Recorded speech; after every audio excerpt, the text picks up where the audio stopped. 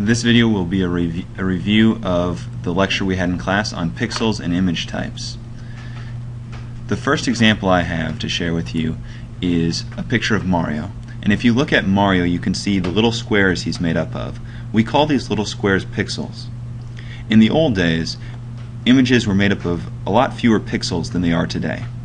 Pixels are the building blocks of all computer images, and your screen is composed of them. We use the word resolution to refer to the detail an image holds, or just the number of pixels. So Mario would be an example of a low resolution image, whereas most things we see today would be sort of high resolution. On the next slide I've got a picture of the Google logo, and up top where you can't see the pixels, that would be an example of high resolution, and down below I've zoomed in on it, and I just did this in Photoshop. This would be an example of low resolution because you can see the individual pixels. I have a video for that I stumbled upon, and it is just a kind of a fun thing demonstrating pixels. And this is really the heart of the lecture here. We just want to understand these three basic types. So JPEG, GIF, and PNG. And all of these image types have special things about them, and I've got examples on the bottom. On the very bottom left, I've got a landscape, and that's kind of the key idea with the JPEG, is that they're going to be used for photos, for things that are photorealistic. One reason that they're good for that sort of thing is they can hold millions of colors, and that's very different from GIF images, for example, that can only hold 256. Okay. There's a problem with JPEG though, is they can't do transparency. The other two can, and to demonstrate that, let me just look at this PNG example. If I drag it just a second, bring this to the front. If I drag this up, notice that around those spheres there is nothing in the picture. It's transparent. But a JPEG could never do that. JPEGs will always be rectangular.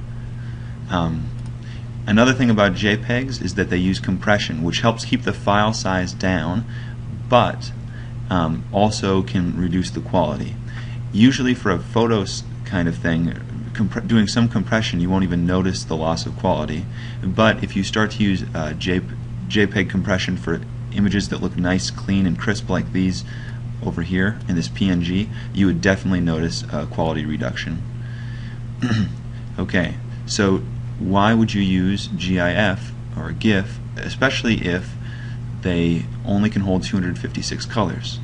Well, one, you can animate them, and then two, they can do transparency. But let's see an example of animation. So this is the Nyan Cat, and if we go to our web browser and we search Nyan Cat and watch the original YouTube video,